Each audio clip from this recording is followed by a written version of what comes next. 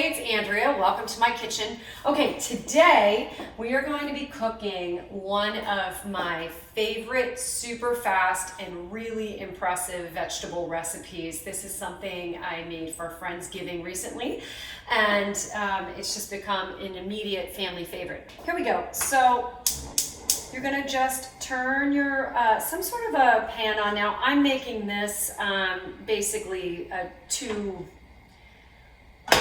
portions here.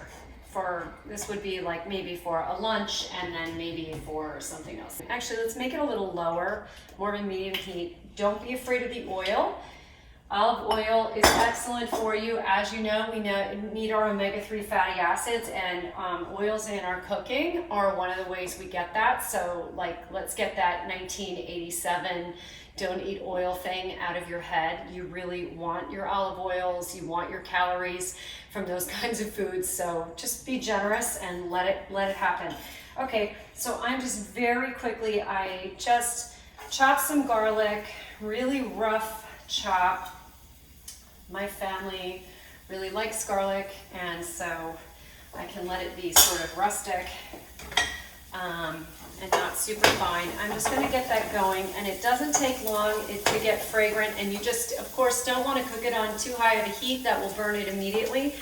And I always have what's going in next ready to go, because I cannot tell you how many meals I have messed up cooking garlic on a temperature that's too high or letting it go too long before I've added something else and we've decreased the temperature, and it just sort of caramelizes into these balls of bitterness, which you don't want. Okay, so we have shaved Brussels sprouts. I buy them already shaved and in a bag. If I ever get to a point in my life where I have the time to shave Brussels sprouts, something has either gone tremendously right or tremendously wrong. I haven't decided yet.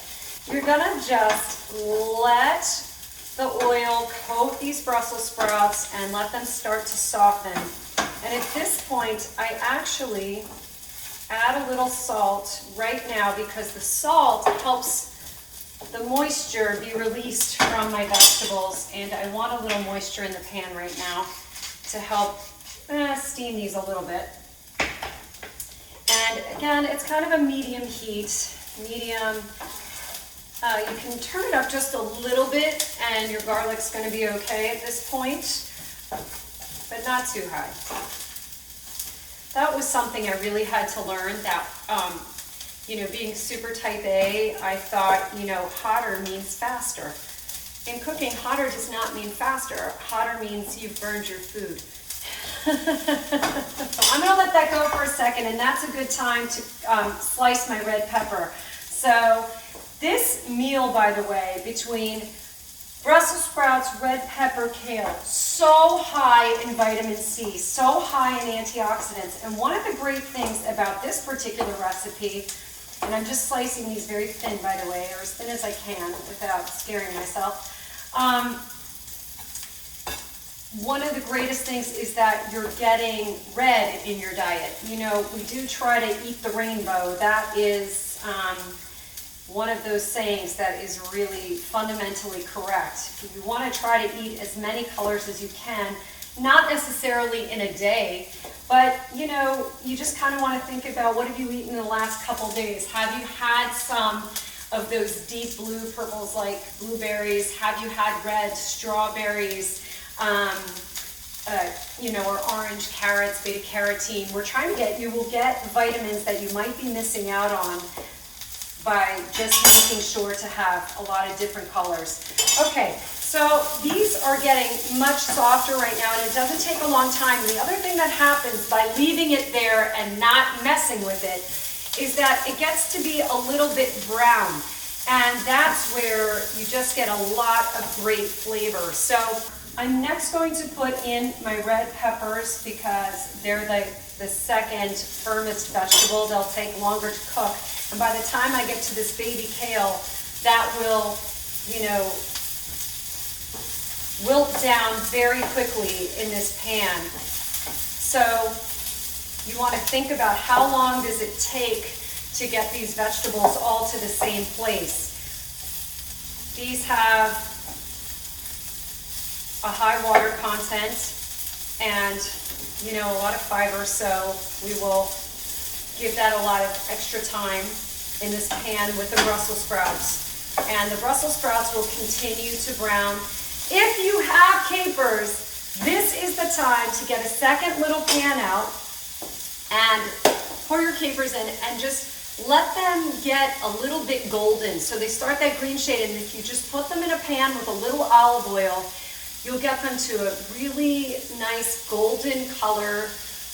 They just kind of crisp up a bit, and that would be a garnish on top. People are on the fence about capers, so you have to make that decision for yourself, but it adds a really nice salty element to the dish, and I just find it absolutely delicious, and I think it really makes this fantastic. But my kids do not appreciate capers in the same way I do, so I'm leaving them out.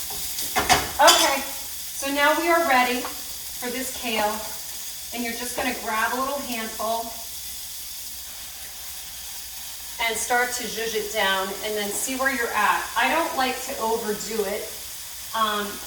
Kale, for me, I can't eat raw kale. I can't digest raw kale very well, but I can eat it cooked. So it's a good way to get kale into my diet without kind of over-fibering myself. There's a balance we all have to find, and it was really interesting in my 20s when I was trying so hard to be super fit and doing all the things you think you need to do, which is way too much and it's all too hard. I was eating tons and tons and tons of vegetables and sort of subscribing to the like, eat this, not that, where you're thinking about calories. So you can eat this massive bucket of food because it's essentially, you know, leaves and vegetables, as opposed to this small amount of food here that's, you know, a cheeseburger.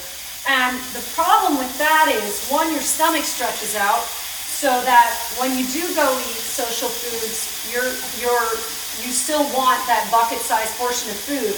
And then the other issue is that these foods have a ton of fiber in them.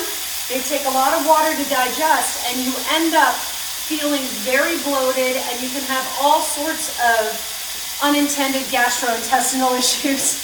And so I spent my 20s really struggling, and I didn't quite understand why. And it was because I was over vegetabling at each meal. So I really encourage people to start with 1 cup of vegetables per meal. 1 cup of vegetables, 1 cup of your protein, whatever you want. And if you have some kind of a starch or grain, okay. And then just see how you do. But start with those smaller portions and see how you do, and then you'll start to figure out how much you can handle at one time comfortably. And then, like I said, for me, kale is a more challenging vegetable, so I only use, I would say, 2 parts Brussels sprouts to 1 part kale, and you think of the pepper as just pretty. From here, you want to add a little extra zhuzh of salt, which I know I do because I'm not doing capers on top of it, and a little pepper because we always need some spice in every day. And there you have it. That is our beautiful, beautiful meal, and I'll show you real quick. Gorgeous, right? So, I mean, how nice is that to put out on your table or put on your plate, and you lay your protein kind of across that, and then you have a chef's meal in, what did this take us, 5 minutes? And it took us longer because I'm sort of talking through it. You know, if you're just going fast, you're in, you're out. So that is Brussels sprouts and kale with a little red pepper, and I cannot recommend this highly enough. And the other thing I want to give you the tip on is whatever is left over here from your dinner, take for your afternoon snack the next day at 4 o'clock, at 3:30, 4 o'clock, eating real food. If you have a little protein left over, just one handful, like a mugful of this would be amazing, because you've given yourself a real energy boost and of real food at that late afternoon time. It will keep you from looking for chocolate or maybe even extra coffee, and you will get to dinner sort of still a little bit full, and you won't overeat. And the biggest thing is that prevents the floodgates from opening. So when it's Netflix time later on and you're sort of binge watching, you're actually too full to overeat. You'll see this start to happen.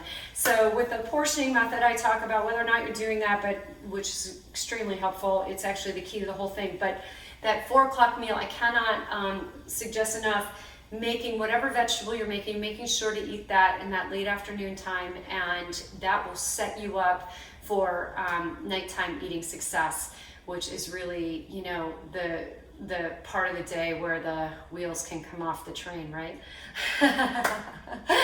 Okay, so I hope you enjoyed this, and you know, check back in for more recipes. This can be found on my And Life app, and more recipes like this in my book, The Way In: 5 Winning Strategies to Lose Weight, Get Strong, and Lift Your Life.